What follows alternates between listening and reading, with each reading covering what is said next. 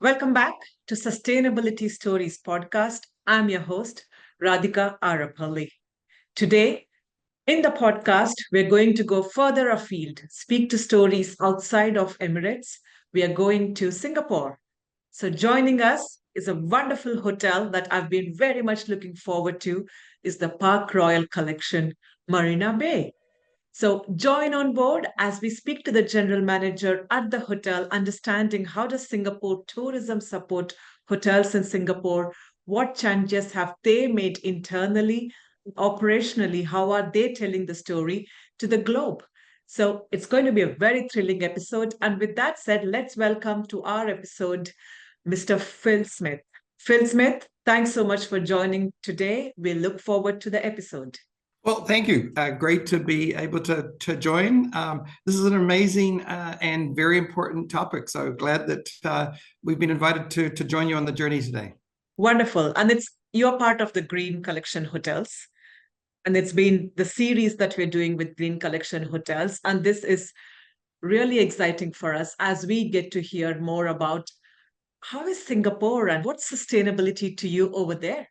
Well, the PARKROYAL Collection Marina Bay has been on a focus of sustainability. And it came from, I think, maybe just take back a few steps, the PARKROYAL Collection brand. And the company embarked upon a journey when they recognized and realized the importance of sustainability in their ethos.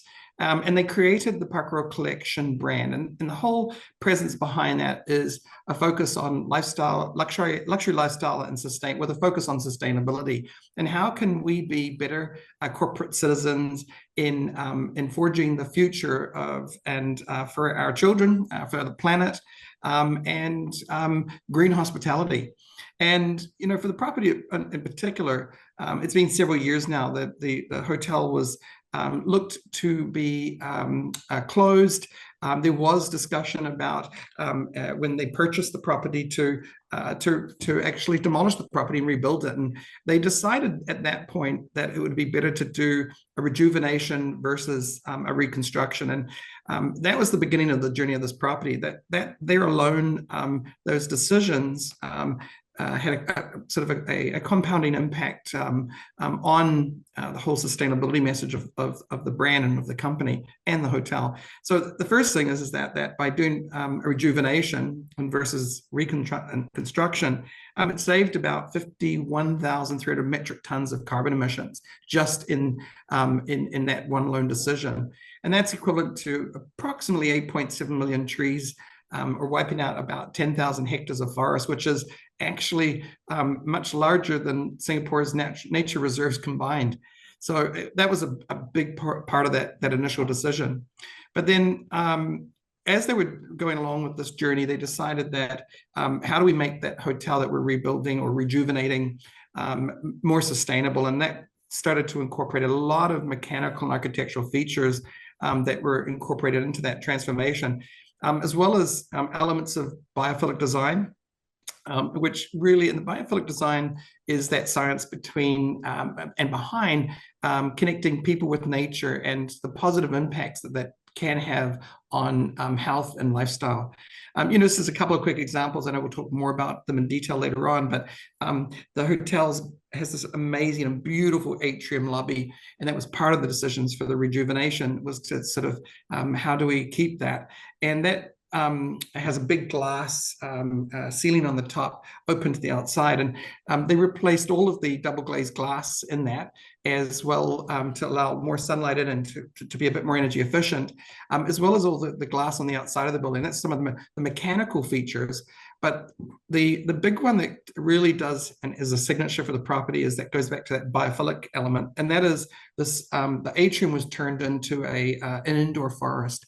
And it's just incredible when you come in from the outside of an urban setting and you walk into the hotel and you immediately are welcomed by this big forest over 4 levels staggered up. It's quite inspiring and quite calming.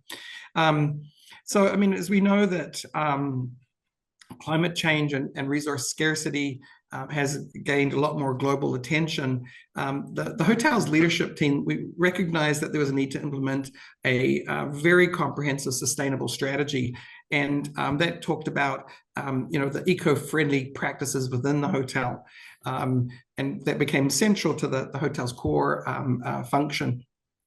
And so some examples of that was, energy and water consumption management, plastic waste management, sustainability in our mice management and how we interact with our mice guests, and food waste management, food supply resilience. But one of the signatures that I think we're extremely proud of, and we'll talk a little bit later on about, is our urban farm. It's just an incredible feature of the hotel. Wow, you're bursting, Phil. I just had to give you the mic. And with that, how many Park Royal collections are there? Let's do a bit of the brand intro too, like you said. Sure. So it started with PARKROYAL Collection Pickering. Of course, we all know Pickering. I mean, yes, absolutely. I was actually the general manager there. Pickering has won so many awards across multiple categories. It just stands out when you speak about sustainable luxury in hospitality. Correct. It's incredible because that property's journey started about 13 years ago. It just celebrated its 10th year anniversary. But I say 13 because at that time, the owners of UOL and the head of the company purchased the piece of land that was there, and they decided that they had that foresight 13 years ago to say, you know what, let's look at building a hotel that is more sustainable and representative of the impact that they were starting to see at that time 13 years ago globally. And they really invested a lot of thought and time into this. They brought on WOA, who is an award-winning architectural firm who actually specialize in biophilic design. And they created an amazing hotel with the hanging gardens. And it's actually, affectionately known as the hotel in a garden, because it is literally wrapped in gardens. It's incredible. And so when they were building this property, it being a rejuvenation, they decided to make and create this PARKROYAL Collection brand with a focus on that sustainability, because they saw the response was very positive to that. And so being that this hotel is already built, they couldn't necessarily change the outside. So they really looked at, how do we make a difference? And we became the garden in a hotel versus the hotel in a garden. So their plants are on the outside and our forest is on the inside, which is, equally as incredible. And, you talked about Pickering's awards. This property also has gone down a journey of receiving a number and numerous awards for its design and for sustainability. It's been an incredible transformation of the property. I hear that, and I think I saw it in the news recently. You were nominated for the Stella Awards 2024, right? Is that going through at the minute, or has that already come under your belt? Well, no, absolutely. All going through, and we're just submitting the last report that needs to be as part of that. But no, and that's just one of many. It's been a sort of, like I say, an incredible journey, and the accolades are well deserved. You have to come and visit the hotel to really understand the full grandeur and sort of scale of this the sustainability project they had and they've done here. It's wonderful that we do include the link to the general manager into their notes. Click up there, look up Phil Smith, and it's wonderful to be able to witness garden in a hotel. I'm sorry, I forgot to mention there's a third. So the third property that recently opened under the collection brand was actually the PARKROYAL Collection in Kuala Lumpur. And it was another rejuvenation project. It was an older property that they currently owned, and they decided to do the renovation and make it the third part of the collection. So there's a total of 3 properties. And there's a few more projects underway, one on Orchard Road in the city here, plus some others overseas. So great future ahead for the brand, and of course attached to the right message. Wonderful. And so you spoke briefly about some of the metrics you track when you look at, you mentioned energy, water, and how do you track all of these metrics? Do you have what sort of a tool or a technology supports you to track these metrics? Yeah, well, there's a number of different tools that we have. We do have, and we partnered with a local company that helps us and has a dashboard that we can put a lot of these things in. And yeah, but it's a daunting project. And I mean, actually, there is a ton of these tools available now in the market. They're becoming commonplace. Actually, in some jurisdictions, they're actually a requirement and mandated. So it's great to see that the tools are becoming easier to use and more integrated into our systems. So yeah, we're continuing to get better at that. There's requirements. Some of it is governmental requirements for reporting. Some of it is company-based. Obviously, every company has its ESG practices and things that must follow. So obviously there's reporting for those portions as well. But there's actually a lot of, I think, sustainability programs that sort of help towards that. Maybe I can share some of them. Oh, yeah, sure. Go ahead, please. Yeah. So as mentioned, it's the company's in Singapore's first garden in a hotel, and it has sort of somewhat become that beacon of sustainability and innovation. And as you've seen with some of these awards that are out there, and because of the makeup of what it's been able to accomplish in that reopening and that rejuvenation, the hotel has over 2,400 plants, trees and shrubs and ground cover in the lobby, with over 60 varieties of flora and plants in there, and over 1,400 square meters of interior space. And that's not in addition to all the exterior space where we have gardens and trees and shrubs and flowers as well. So it's quite a large area that's covered with the trees and the plants. And what that does is that creates this sort of daytime forest that's not just attractive and beneficial, but the plants actually serve a purpose. As with sort of the biophilic design, how do you reconnect people? It's been proven that plants help calm people's inner self. And another part of that is obviously the science side of it. We do know that plants act as natural air purifiers and a sink for carbon dioxide. So they help part of that carbon cycle. And that improves the air quality inside the hotel and reducing the concentration of that carbon dioxide in the building. The flora was actually all picked because obviously indoors, there's not as much natural light as outside. So the plants were all very carefully picked to actually be ones that could prevail. We've installed an auto irrigation system so we don't waste water. And then we've got energy efficient grow lights. So we do get that natural light that comes through the atrium glass ceiling, which is fantastic. But we do have LED grow lights in some of the gardens just to help augment that. And then it really helps create at nighttime, with all the lighting. It's quite a beautiful setting in the atrium with the forest. Other impactful things that we've done is, and coming back more to some of the metrics, is renewable energy.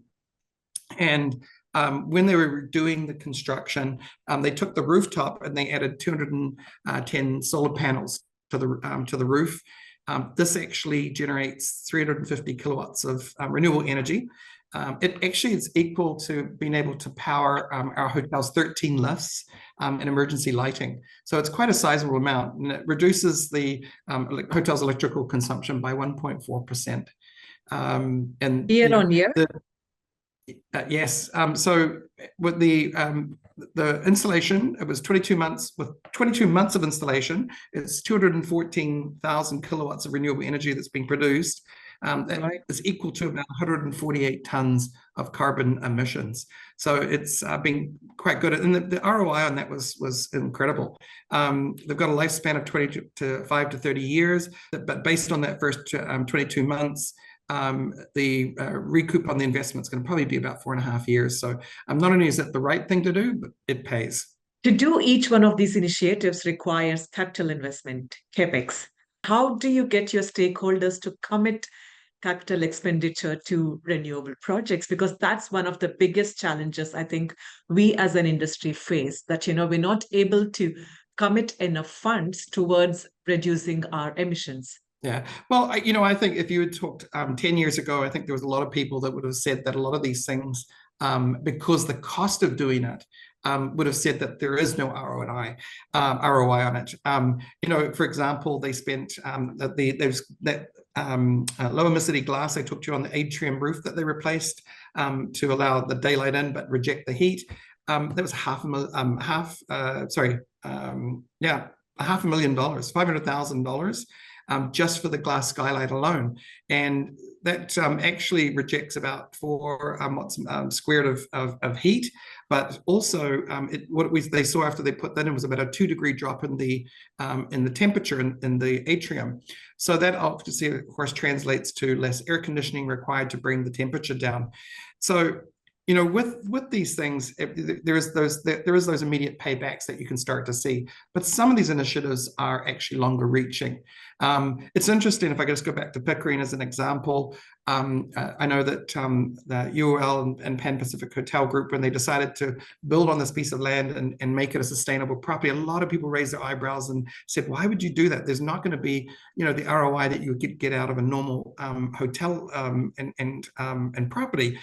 Actually, the hotel paid itself off in 10 years. And yeah, and I think what resulted also is that because there's the growing amount of people that do have a concern for the environment, they're now making their buying choices based on observing that people have got sustainable practices, or it's a place that has really is fitting their persona as an individual, and sustainability is at the front of the actions that the property or the hotel is taking. So certainly I know in coming out of COVID, this property, as well as certainly Pickering when I was there, we saw a demand higher than our competitors. And a lot of that was due to the whole sustainability factor and people making those choices. So I think as climate change has progressed and is sadly continuing to get a little bit worse, I think you're going to see more and more people understanding that they've got to make the right choices. So supply and demand, right? There'll be more people looking to support hotels and sustainable travel initiatives. No, I hear you. I mean, it's not about the small things. It's not just about recycling or food waste composting. It's holistically when you're able to get this together. And when you have credible data, like what you mentioned, Phil, within 10 years and a payback, I think that is something. I think that is something for new hotel designs to come forward to actually have that leap of faith and trust that, you know, it can be done in a way that works and is a balance between planet, people, and profits, the sustainable hospitality, right? Oh, that's amazing. You've given us an amazing overview into just taken us, you know, transported us to your side of the world to see what you're seeing on an everyday basis. And with the team, how, you know, working in Park Royal Collection must be quite different for the team, right? You come into the team that's got this wellness factor, it's got this biophilic design, garden in a hotel. You know, you mentioned that. So how do you keeping the team motivated can be an easy task, but I see your team has gone beyond. What I noticed was when your marketing had Director of Communication and Sustainability in the title, I was quite curious actually, because that's something that you're doing very different. There are not many people who actually are starting to have, apart from engineering, there are not many others who are starting to get comfortable with sustainability. So walk us through, how are you engaging this message with your team? Yeah, well, I suppose it comes back to is education first and foremost. Obviously, being a sustainable brand, you know, we want to make sure that first off, when we bring new people on board, we take time to ensure that they understand what is the brand about, what is the whole essence behind what we stand for. And, you know, we've had a lot of information that we take them through in that orientation process. And, you know, we've talked a little bit about energy savings and such, but it comes back to the other practices that we go through one by one and show them what we've done. You know, plastic elimination, you know, when we look at these sort of things, and it starts to really hit a little bit for the person saying, oh, incredible, I didn't realize. But, you know, we invested into water filters in each room. And that actually helped us eliminate 360,000 single-use plastic bottles per year. So with the water filter in the room, with glass bottles, guests can refill them. it says. So when you have a new staff member coming on board and they see those decisions that we're making, and how do we sort of make a positive impact, not just on energy but also on waste reduction, on food waste reduction, etc. It really does have a powerful message to them, and they quickly come to realize that they're now part of that journey, and they look what they can do. So the team here is actually being very creative, and it's part of the regular meetings and discussions. What else can we do? The chefs were I think one of the biggest successes that we've had. This urban farm that was built as part of this restoration is phenomenal, and it really opened up a door for the culinary team. So the farm is actually the largest in the city, and certainly it's by size, but also just the fact of its scale of what it's been used from it. So it's that perfect trifecta. We've got farm to table, farm to bar, farm to spa. All of the team members now go out, pick their herbs, bring them back. And that's one part. But then suddenly, all of a sudden, the team started looking at, how else can we look at making our impact? And the culinary team is an example. And they said, okay, let's plan our menus better in advance. How do we make sure that we're looking at seasonal greens that grown from local suppliers, so that we can, reduce shipping from further afield? They recycle and upcycle things. So in the recycling, a lot of the vegetable peels, eggshells go back into a compost for the farm, biodigester to help reduce the waste in the hotel. But the signature has been their responsible culinary journey that they've taken, and that zero waste with that upcycling. So they've got some unique dishes whereby zero waste watermelon. They take the watermelon rinds, instead of those usually being thrown away after they've cut the watermelon, and they take the rinds and then they actually marinate them, and they make things like they have a watermelon compression. They've got a candied walnut, with the watermelon rind, and a sweet potato dumpling. They take pumpkins rinds as well and turn them into radish, like a radish type effect. They've got, on the menu choices, they started to look at, okay, sustainable, non-kill caviar, sturgeon caviar, as opposed to traditional. They went and found a source of non-kill sturgeon that they could use. And then they take the herbs and the items from the farm, and they combine them with these dishes. And so they've got some really creative ways to either upcycle or sourcing locally to try or sustainably to make sure that there's a positive impact. Oh, beautiful.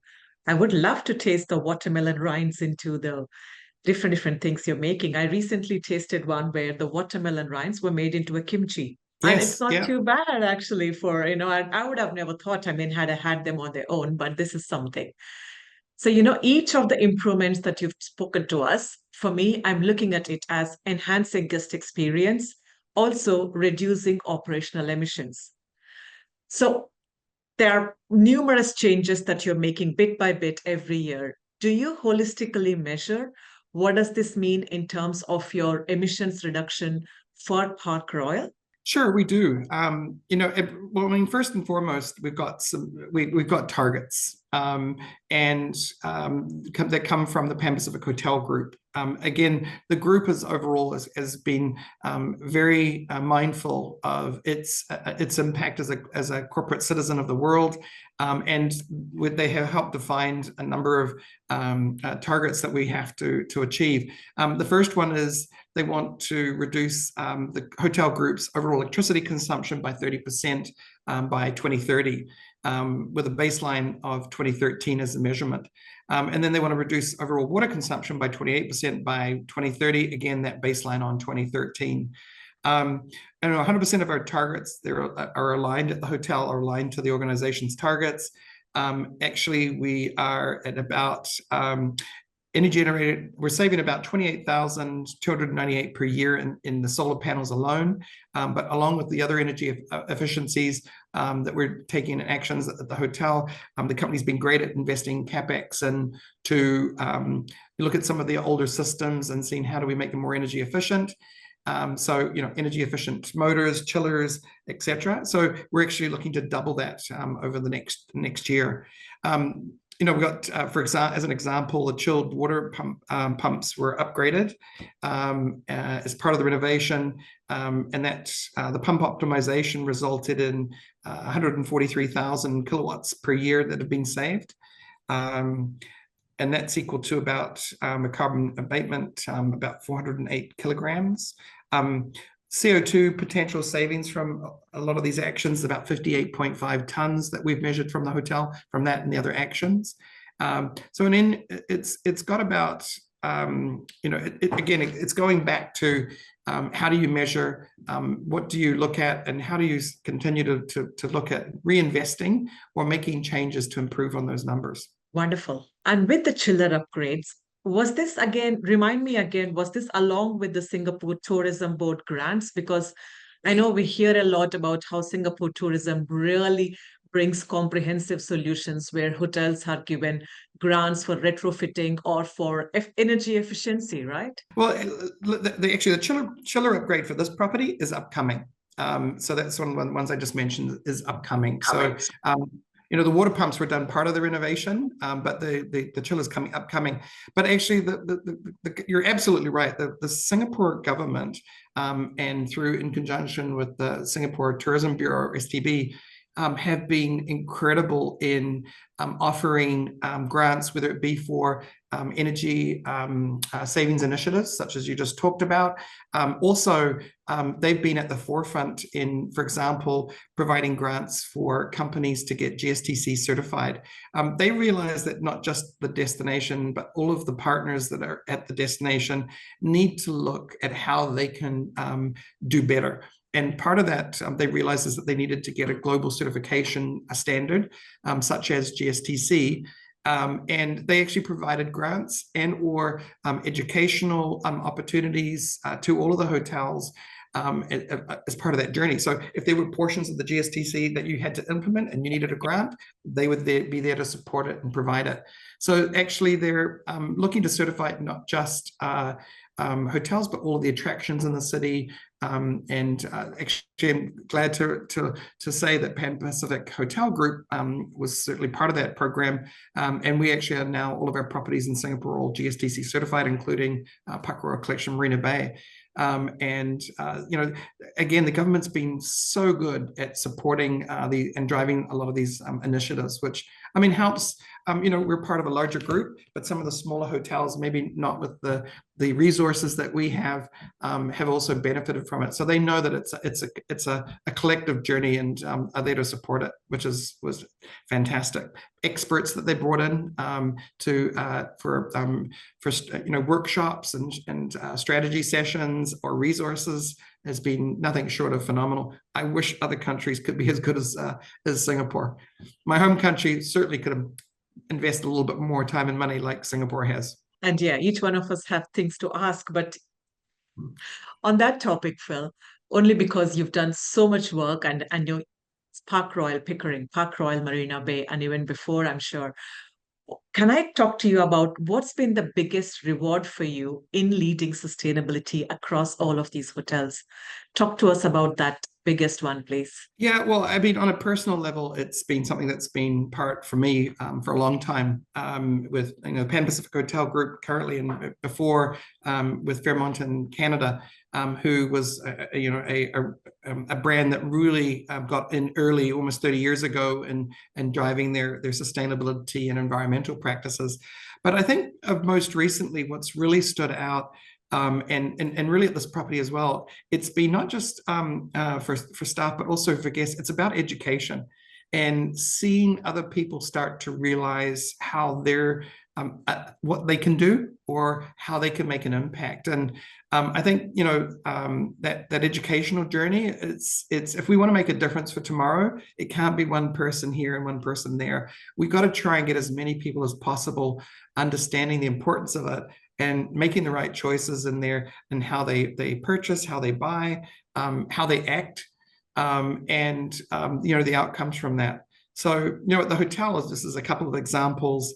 You know, sometimes it's challenging when you're talking about in the luxury sector, but it's really starting to become commonplace that guests in that area are accepting that, oh, I can do my part. So, you know, I think everybody has now the basics such as towel and linen recycling, which we do instead of washing the linens every day, you put your notice out, and you know, they'll do it every 2 to 3 days, or you know, when they check out. But it's all those other things, like, you know, that you need to make sure that you communicate, let the guests know, and how you do that. How do you make sure that these are the things that we're doing, and please, you know, join us in this journey.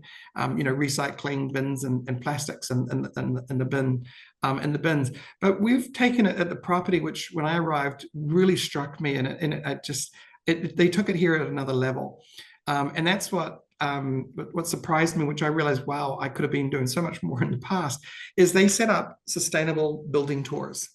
And, you know, at first it was kind of, really, and do you get a lot of people? And it's actually incredible, the volume of people that have come through. So your guests are given a chance to join the tours, and it goes through they go right to the roof to look at the solar panels, the urban farm, through the lobbies. They learn all about the different touch points and the metrics and what's been saved.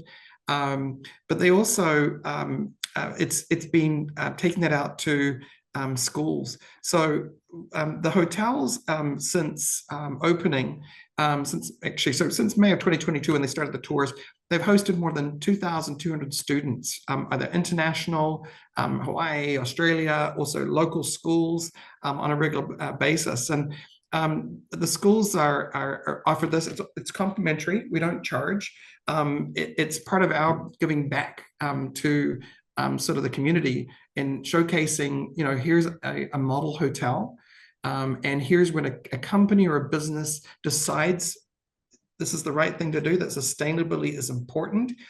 All these little bits and what the impact of those parts make up to, you know, sort of climate action, or resource controls and waste management. It really does. The hotel's it becomes a living example of how sustainability can be integrated into not just hotel operations, but they walk away and take that back to their own. You know, between Pickering and here, I've done tours. Certainly it's incredible. You get architects, you get engineering students, you get a lot of people coming saying, how did you do this? What does this mean? What does that look like? And so it's educational. So I have to say the biggest part now for me is, how do we educate more people and share those things? Our actions and our activities, we have other hotels and other hotel brand general managers, or you know, people from their corporate teams come in and come through the hotel. We provide them the information. It's part of being a good corporate citizen, and if more people do it faster, quicker, and on a larger scale, maybe we have hope in the future. Wow, that is something. And I think that's unique to your Royal Collection. I don't think anyone else outside of Park Royal Collection is doing any of, you know, sustainable. Yeah, we're just afraid to open our back of house to guests. We just are not comfortable with that aspect yet. So as you sit there, as you look at the crystal ball, what does the future look like to you?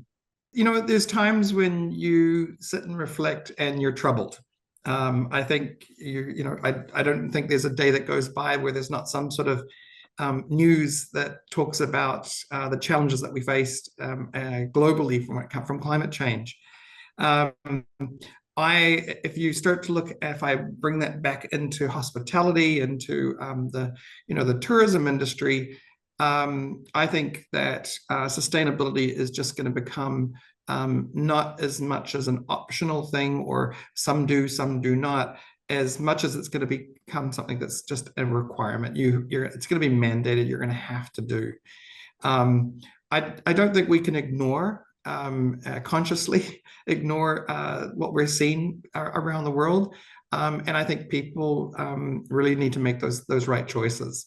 So I think the companies and the organizations and the brands that embrace this and understand, and then take the time to invest, and really honestly, not just as a front, but honestly from everything that they do, the visible, the non-visible, you know, that trust that you can build.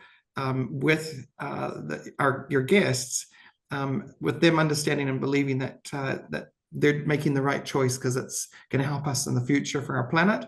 I think this is going to be critical and at the front. I think the other thing is that, for myself, and I've been in the industry a long time, it's actually what's great now is the governments like Singapore or other countries that are investing into whether it be programs or technology, or the companies that are now starting to come out and innovate and create the tools that can help us on every little step of our guest journey, find those little tweaks that we can to make something more sustainable or better. So my crystal ball tells me that you're going to see that accelerate. You're going to see more companies and more organizations making technology or installing practices or operating procedures at a much quicker pace. It's not going to slow down. It's not going to stall. It's just going to get quicker. And with that, I have two questions for you, actually, based on what you've said. I think the first one, ready for it? The first one, you've talked about upskilling. How do general managers get ready for the future then? How do they get ready for this role? Is there any program or a certification course that you would recommend for general managers? Well, there is. I couldn't name a course off the top of my head. I know that there's many out there. Welcome to Hotel World. You usually get very consumed with the day-to-day operations, but I do know that there is actually a lot of courses out there. And in a lot of cases, whether it be the companies and or government organizations are willing to help fund or and pay for those. I think that as we start to look to that transition to that more circular economy and the hospitality, that life cycle of materials and resources. So getting an understanding of where things come from and how do you reduce your impact in every part of that, that loop. Transitioning of waste doesn't just start once it's at the hotel and what you do with it. It's also understanding from a supplier's perspective. One of the things that I've had a challenge with and still haven't solved, unfortunately, but it's our toilet paper comes in 12 packs in a plastic bag, in like multiple of those in a carton. Canada 20 years ago, we'd eliminated those plastic bags. And I'm trying to figure out how we get that, in this part of the world. But it's making the decisions in your purchasing, you're buying from suppliers and or the companies that you directly manufacturing. How do we put our collective buying power on to make sure that we're eliminating styrofoams, that we're eliminating plastics and packaging for the stuff that's coming in bulk and arriving? How do we make those things? So I think learning and understanding the supply chain, certainly from one perspective, can make a big difference. I think that, obviously technology and AI is starting to play a much bigger role in it. So, certainly learning about, that predictive maintenance when it comes to energy. So, where you can see and sign up to enroll in a course in, energy consumption and as it pertains to a hotel and the equipment, the plant, and how do you reduce your carbon emissions. But there's so many new tools out there and equipment or like I said, computer AI, computer-driven programs that can analyze so much quicker than we can and sit there and say, this is an area where you can concentrate and have an impact on. So any of the courses that help give you education on those different things are going to make a difference. And I think the other one is enrolling and being involved in any of the local organizations or any of the workshops or conferences that come up, because you've got to sometimes listen to best practices. And that's something that the government here did, which was fantastic. They set up a dashboard where everybody can start to upload their best practices, and the government themselves, STB, actually even puts links to other hotels or other companies or other articles where you can learn from each other. So sharing of information is critical. How do we share our successes and help each other? Wonderful. And that gets me to my second topic. It's hard to encompass all that you've said into a podcast clearly. And so, when is your book coming out, Phil? No, I don't have a book coming out. It's, you know what, it's just a passionate thing that every day you, as you walk around, you look and say, you know, how can I improve this, or how can I make this better? And you know, it comes back to having a great team around you too. Like I say, if you're really truly passionate about this, and you surround yourself, or you're fortunate to be surrounded by like-minded people, it's incredible what that creative energy can do. I have to say, actually, speaking of books, it's quite interesting. When I was with Fairmont, the company partnered with a gentleman by the name of David Suzuki, and wrote the Green Partnership Guide for Hotels. And it was at its point in time, I think the first edition was 30 years ago. And they subsequently then did two following updates to that as they grew and as they learned. It's still to this day. I have the book behind me somewhere. I pull it out and refer back to it. So who knows? Maybe we should start writing another book for. I mean, that's 30 years on, so maybe we have time to sort of publish that next book of how to be a more responsible, sustainable hotelier. Right, from the lens of the general manager. Yep. Absolutely, yes. And with that, Phil, one of the I mean, listening to you, you've really answered so many challenges, what you're doing, and supply chain being one of the biggest. Can I pick your brain on what do you do with slippers? Because slippers seems to be, back in the day, if you still had LED, everyone said LED, LED, and we've changed. I think all of us are now LED efficient, which is good. And then there was a time when bottling plants came in, water filtration was a thing. And I'm seeing that more and more now. Slippers, slippers seem to be such a big waste. They're possibly worn for, I don't know, a couple of hours, and then they go to the landfill. Unless you have some other approach or idea taken different to this, what's your opinion? Yeah, well, that's one that, I mean, obviously, when you start to talk volumes, trying to solve that is not an easy one, and it's one that we're still on that journey.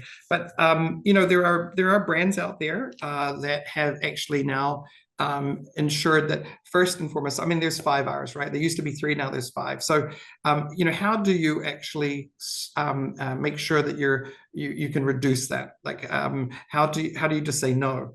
And that's sort of a cultural change, because there's an expectation. I come to a hotel, I'm expecting a slipper.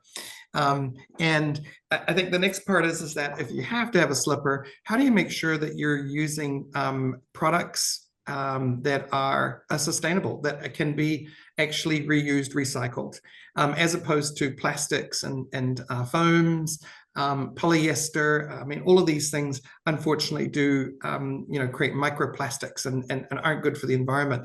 So this is a tough one. It is one that certainly we're looking as a company, and what's that next step, that sort of evolving major aha moment that changes that.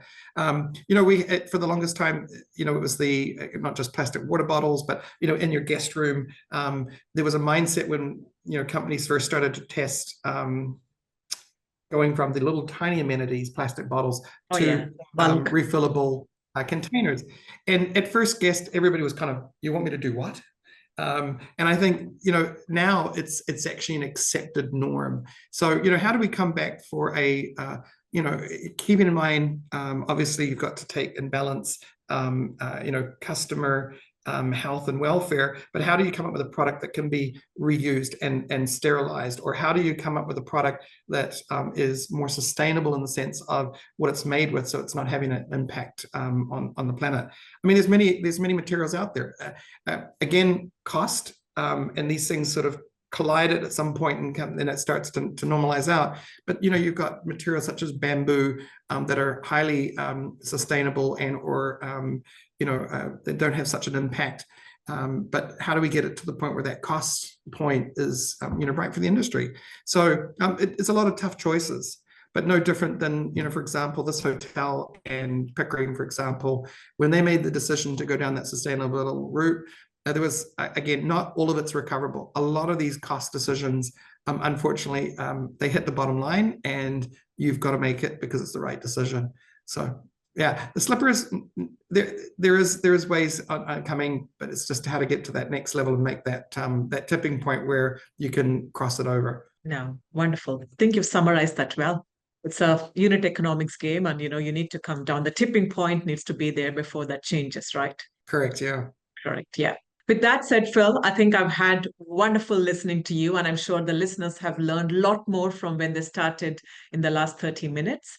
So, any closing remarks as we close the episode for today from you? Well, I think for everybody, it's a case of exploring and looking for solutions. I think that like I said, I don't have any courses that I've attended in sustainability, but I think one of the best practices anybody can do is, look out and see what others are doing, learn from them, and just challenge yourself. Again, with the team here, we ask questions and we say, hey, listen, this has an impact. What can we do? And as a group, we come up and we find the solutions. We have to make the right choice. We have to make a difference. And as a general manager or as an executive team or even as a company, it has to be at the forefront in everything that we do. We really need to make sure that sustainability is the essence behind what we're driving for the future, for ourselves, for our industry, for the planet, for our children. Certainly. And I very much look forward to visiting your garden soon. I wish my travel takes me to Singapore. Yes. I hope for anybody who's listening to the podcast, please come and explore the property, learn a little bit about what the incredible things that the team here has done to sort of put them at the forefront of sustainable practices and also be an incredible place to come and stay. I mean, it is, as I said earlier on in the call, in the podcast, sorry, when you walk through the door and you see this amazing atrium lobby, and the forest that's within it, it's an incredible feature, and very happy to sort of be able to share that with everybody. Thank you, Phil. It's a pleasure having you on the podcast. Thank you for joining. Thank you, Radhika. Thank you very much. Thank you.